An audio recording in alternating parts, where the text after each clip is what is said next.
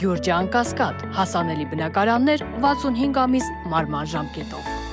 Արդեն 5 տարի ադրբեջանական գերության մեջ գտնվող լիբանանահայ Վիգեն Էուլջեքչյանն ավելի քան 15 օր հացադուլի մեջ է եղել։ 2 ամսից ավելի նրան չի թույլատրվել կապ հաստատել ընտանիքի հետ։ 15 օր հացադուլ անելուց հետո 10 օր առաջ է կինը Լինդան մի քանի րոպե խոսել ամուսնու հետ։ Դրանից հետո դարձյալ կապերը կորել են։ Ինչպես է ամուսնու վիճակը, դադարեցրել է հացադուլը, թե ոչ, Լինդան մինչև հիմա ոչինչ չգիտի։ Անակնկալի եկա, երբ զանգող հեռախոսը համարը տեսա, չգիտեի այդ համարը։ Ասացի ողջույն, Վիգենն ասաց Լինդա, ես եմ, Վիգենը Բաքվից։ Ասացի ինչպես ես, կարոտել եմ քեզ, պատասխանեց, որ ինքն էլ ինձ է կարոտել, երեխաներին։ Ինձ տեղեկացրեց, որ Կարմիր խաչն իրեն վերջին անգամ 2 ամիս առաջ այցելել, բայց բազում անգամ է այնտեղ տեղեկացրել, որ ուզում է շփվել ընտանիքի հետ, մերժել են։ Դրանից հետո հացադուլ է հայտարարել 15 օր։ Հետո նոր հեռախոս են տվել, որ զանգահարի ինձ 2 րոպեով։ Հարցրի, թե ինչ է ուզում, ինչի կարիք ունի, չկարողացավ պատասխանել։ Այսքանը միայն ընտանիքը հիմա անորոշության մեջ է, ոչ մի կապ, բացարձակ լռություն։ Հայ որբերի օգնության ընկերության Բուենոս Այրեսի մասնաճյուղից էլ են ահազանգում դիմում Կարմիր խաչին։ Հիշեցնում եմ, որ Ժնևի կոնվենցիան երաշխավորում է գերիների այդ իրավունքը պարբերաբար կապ պահել ընտանիքի հետ։ Բաց նամակում շեշտվում է Ադրբեջանի իշխանությունները թույլ չեն տալիս Կարմիր խաչի միջազգային կոմիտեին մուտք գործել այն հաստատություն, որտեղ պահվում են Վիգենն ու մյուսները, իսկ կապը ընտանիքի հետ ընդհատվել է փետրվարի 21-ից։ Հաղորդակցությունից բացի ձերբակալված անձին իրավունք ունեն ստանալու անհրաժեշտ պարագաների փաթեթներ յուրաքանչյուր 6 ամիսը 1։ Կարմիր խաչի հասանելիության սահմանափակման հետևանքով ընտանիքները տառապանքների մեջ են, ստիպված օգնություն են ուղարկում վստահ չլինելով, թե արդյոք այն կհասնի հասցեատիրոջը։ Միջազգային իրավունքի մասնագետը ասում է, Ադրբեջանը հերթական անգամ մարդու իրավունքների կոպիտ խախտման է գնում, ինչու, որովհետև Բաքվի շահերից չի բխում թե մարդու պահման պայմանների ինքնազգացողության, թե քրեական գործերին վերաբերող ցանկացած տեղեկության արտահոսքը։ Այստեղ մի քանի իրավունքների խախտում կա, նաև եվրոպական բանտային կանոնների նորմատիվ ժողովածու կա, դրա խախտումն է, որ կառանավորի կապը ընտանիքի հետ պետք է պարբերաբար ապահովի, եւ վստահ եմ Ադրբեջանում նման օրենք կա։ Իսկ Ադրբեջանը ինչու է այդ այցելությունները մերժում, նաև կապը, որովհետև ամբողջ գործը կեղծ հիմքերի վրա է թարգմանված, վախենում է, որ այդ ինֆորմացիան դուրս կգա։ Այն, որ Ադրբեջանը տեղեկության արտահոսքից խիստ վախենում է, փաստում են նաև Արցախի ռազմաքաղաքական ղեկավարների դատավարությունները, որոնք իբր դռնբաց են, բայց իրականում փակ ու միջազգային աչքից հեռու։ Օտար լրատվամիջոցն ու իրավապաշտպանը այնտեղ անելիք չունեն ըստ Ալիևի։ Պարզ է, որ նույնիսկ մակերեսային ուսումնասիրությունները ջրի երես կհանեն կառավարական կաբինետներում հնարված լեգենդները։ Ռուբեն Վարդան իր փաստաբանից հեռախոսով է շփվում, դատային դալություն տեսել եք, չէ՞։ Դա էլ է կոպիտ խախտում։ Ինքը դե փաստաբանի առանձնազրույցումն է, երաշխարհը որ ոչ մեկը չի լսում։ Դե պարզ որ հեռախոսով է խոսում, դա նշանակում է վերահսկվում է նրա խոսակցությունը փաստաբանից։ Իդեպ, հենց այս փետրվարից է Բաքուն ձեռնարկել Կարմիր խաչի միջազգային կոմիտեի գրասենյակը փակելու գործընթացը։ Սա միակ անկախ կառույցն է, որը կարողանում է պարբերաբար այցելել գերիներին, ծանոթանալ նրանց վիճակին, կապ ապահովել ընտանիքների հետ։ Առանց Պուտինի համաձայնության անհնար է ուկրաինական հակամարտությունը լուծել խաղաղ ճանապարհով, ասել է Թրամփի հատուկ բանագնաց Ուիտքոֆը։ Նա ընդգծել է, որ Թրամփը վերջնագրի տեսքով պնդում է Ռուսաստանի եւ Ուկրաինայի միջև ուղիղ բանակցությունները, հակառակ դեպքում ԱՄՆ-ն դուրս կգա կարգավորման գործընթացից։ Ռուս-ուկրաինական հակամարտության կարգավորման բանակցությունների հիմնական թեմաներն են 5 շրջանները, որից 2-ը Ռուսաստանի Դաշնության վերահսկողության տակ են, 3-ը խառը, ներկայումս փակ Զապորոժիեի ատոմակայանի շահագործումը եւ Ուկրաինայի դեպի Դնեպր գետ եւ Սև ծով ելքը, ասել է Թրամփի հատուկ բանագնաց Ուիտքոֆը։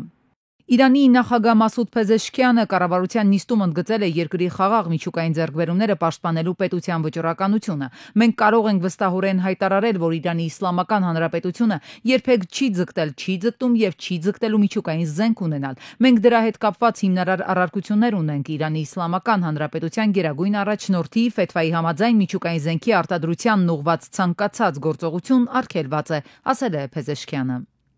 Փարիզի դատարանը դերասան Ժերար Դեպարդիեին մեղավոր է ճանաչել 2011-ին ֆիլմի նկարանումների ժամանակ անձնակազմի 2 կին անդամի նկատմամբ սեռական բնույթի ոտնձգությունների գործով։ Նա դատապարտվել է 18 ամսվա պայմանական ազատազրկման։ Դատախազները պնդում են, որ խոսքն անպարկեշտ արտահայտությունների եւ անպատշաճ հպումների մասին է։ 2 կանայք էլ պաշտոնական բողոքներ են ներկայացրել։ Դերասանը հերքում է մեղադրանքը։ Փող չկա առողջապահական համընդհանուր ապահովագրությունը այս տարի էլ չներդնելու վերջին պատճառն այս մեկն էր։ Ֆիննախից էին ձևակերպել դեռ նախորդ տարվա գրեթե ավարտին, երբ խորհրդարանում 2025-ի գլխավոր ֆինանսական փաստաթուղթն էր քննարկվում։ Առողջապահության նախարարը չհամաձայնեց, չկիսեց այս պատճառաբանությունը, բայց մինչև փողը գտնվի, հարց առողջապահական համակարգը պատրաստ է արդյոք ապահովագրության ներդրմանը։ Նախարարի կարծիքով հասանելի ու որակյալ բուժօգնություն ունենք։ Խնդիրն այլտեղ է։ Այսօր էլ Հայաստանի քաղաքացիները եւ օրեցօր աճող նաեւ օտարերկրացիները օգտվում են մեր երկրում առկա բուժ ծառայություններից։ Մեծամասամբ գոհ են մնում, բուժվում են, արդյունք են ունենում, բայց այս ծառայությունների համար վճարում են, երբ որ ստանում են այդ ծառայությունները եւ դրանք շատ ավելի թանկ են նստում մեկ քաղաքացու համար։ Այսինքն պետք է փաստենք, որ բուժ ծառայությունների ծավալը եւ որակը այսօր էլ բավարար է, բայց մենք խնդիր ունենք այդ ծառայություններից օգտվելու մասով ֆինանսական դժվարությունների պատճառով։ Մինչև առողջապահական ցուցանիշներին հասնելը իսկ ուր մնացին ժողովրդագրական տվյալները, մասնավորապես ծնունդների ու մահերի վիճակագրությունը։ Առողջապահության կազմակերպիչն է հարցնում։ Նախարար Ավանեսյանի հետ համակարծիք չէ, ասում է ապահովագրության ներդրման ապագան դեռևս մշուշոտ է ու առաջին հերթին փողը չէ խնդիրը։ Համակարգը պատրաստ չեն, համակարգը դեռ պետք է պատրաստվի։ Ծառայությունների մասով այսպես հստակ ասել, թե ծառայությունները բժշկական օգնության սպասարկման լիարժեք են, պարզապես գումար չունենք, որ գնանք սպասարկվենք, այսպես չէ, մի պարզ պատճառով, որ չունենք գնահատման գործիքներ, չունենք որակի գնահատման գործիք, չունենք նույնիսկ ամենապարզունակ բան ասեմ, ընդհանուր հանրապետական մակարդակով պացիենտների գոհունակության ցուցանիշը ներկայացնող գոնե բարդակ։ Իսկ ով է իրականացնելու ապահովագրությունը, նախարարը հայտարարել է, որ մեր երկրի համար ամենաօպտիմալ տարբերակը պետական մեկ միասնական հիմնադրամի ստեղծումն է, որտեղ ներառված կլինեն սոցիալական բոլոր խմբերը, հատկապես ապահովագրական փաթեթի գինը ավելի էժան կլինի։ Փորձագետները տարակուսում են, ինչի նկատմամբ է գինն իջնելու, եթե հիմա պետական փաթեթ գոյություն չունի։ Իդեպ դեռևս քննարկումների փուլում գտնվող համապատասխան նախագծի համաձայն յուրաքանչյուր ամիս նվազագույնը 13700 դրամ ենք վճարելու այս համակարգ, բայց գինը տարեց տարի կարող է բարձրանալ ու թանկանալ։ Եթե համակարգը պատրաստ է ապահովագրության, հարց եմ տալիս, ինչու չի անմիջապես սկսում գործընթացը ապահովագրական գործունեության, որը որ նկարագրված է հայեցակարգային փաստաթղթում, այլ դրա փոխարեն նոր միջանկյալ հիմնադրամ է ստեղծվում։ Այնուամենայնիվ չարքչկված այս համակարգը երբ կգործարկվի, այս հարցն այդպես էլ պատասխան չի գտնում ու շարունակում է օդում կախված մնալ։ Երևանում Միացյալ Նահանգների դեսպանատունը մայիսի 30-ից անցնում է ներգաղթային եւ ոչ ներգաղթային դիմումների համար հարցազրույցի նշանակման եւ պահանջվող փաստաթղթերի ներկայացման նոր առցանց համակարգի։ Այս մասին հայտնել են դեսպանատնից հարցազրույցի ամրագրման մեր ներկայիս համակարգը կդադարի գործել։ Կայքեջը հասանելի կլինի միայն ընթերցման ռեժիմով եւ դուք այլևս չեք կարողանա հարցազրույցի օր ամրագրել, սուրհանդակային ծառայությունից օգտվելու լիազորագիր ստեղծել, հարցազրույցին չներկայանալու մասին հայտ ներկայացնել, հարցազրույցի ավելի վաղ օր խնդրելու դիմում ներկայացնել։ Քիմ Քարդաշյանը մայրերի օրը փայլուն է նշել։ Ռեալիթի շոուի աստղը հրապարակել է իր երեխաների կողմից իրեն նվիրած անհատական պատրաստված զարդերի լուսանկարները։ Սեյնթը ինձ այս վզնոցը նվիրեց եւ այն ինձ եւ իմ բոլոր երեխաների համար է գրել է Քարդաշյանը։ Ավելի ուշ նա ներկայացրել է իր ավագ դստեր Նորթի նվիրած ապարանջանը։ Daily Mail-ը նշում է, որ նմանատիպ ապարանջանը կարող է արժենալ մոտ $50,000։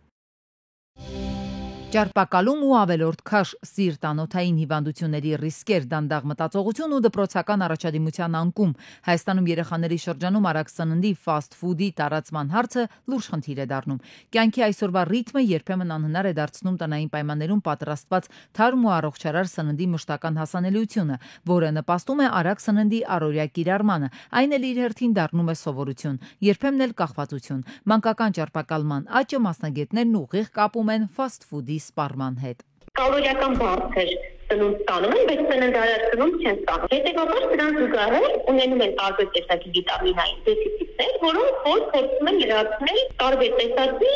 դեղորայքներով։ Սակայն մենք գիտենք, որ բոլոր տեսակի վիտամինները հավերժ չեն կարող երեխաները ստանալ։ Սխալ սննդակարգը խնդրահարույց է նաև մեծահասակների համար, հիմնականում կանանց մոտ դեպի գեղեցկության ստանդարտներ հաճախ ուղեկցում են ինքնակոչ դիետոլոգները, ոչ մասնագիտական խորհրդատվությամբ։ Ինստագրամում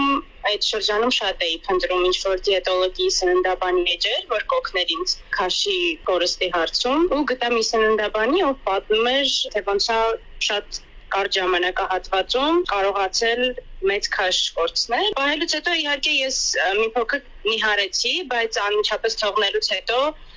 շատ ավելի մեծ քաշ հավաքեցի ու փաստորեն չունեցավ այն արդյունքը, որը ցանկալի էր։ Սոցցանցերում լայն տարածում ունեցող ինֆլուենսերներից շատերը չունենալով համապատասխան կրթություն ու մասնագիտական փորձ արագ արդյունք են խոստանում, հիմնված մեկ կամ մի քանի մթերքի սահմանափակ օգտագործման վրա, կամ կտրուկ կալորիական նվազեցման եւ որոշակի սննդախմբերի բացառման։ Եթե մենք փորձում ենք քաշը նվազեցնել, ավելորդ քաշի եւ ճարպակալման դեպքում, ամենակարևոր բանը դա քաշի ավելացման պատճառը գտնելն է պացիենտի մոտ։ Հետևաբար, եթե ինչ-որ մարդիկ ունեն իրենց սեփական քաշը ավելացնելու պատճառները եւ դրանց վրա աշխատելով իրենց մոտ ստացվել է քաշը նվազեցնել, դա դեռ չի նշանակում, որ մյուս մարդու վրա այդ նույն սննդակարգը, այդ նույն դիետան անելով կաշխատի։ Բժիշկ սննդաբանները նախազգուշացնում են նման մոտեցումները ոչ միայն անարդյունավետ են երկարաժամկետ հեռանկարում, այլև կարող են առողջական խնդիրների հանգեցնել, ներառյալ հորմոնալ խանգարումներ, նյութափոխանակության դանդաղում, իմունիտետի թուլացում եւ նույնիսկ հոգեբանական խնդիրներ։ Հետևեք միայն մասնագետների խորհրդին։ Մի վստահեք յուրաքանչյուրին, ով խոստանում է արագ ու հեշտ նիհարել։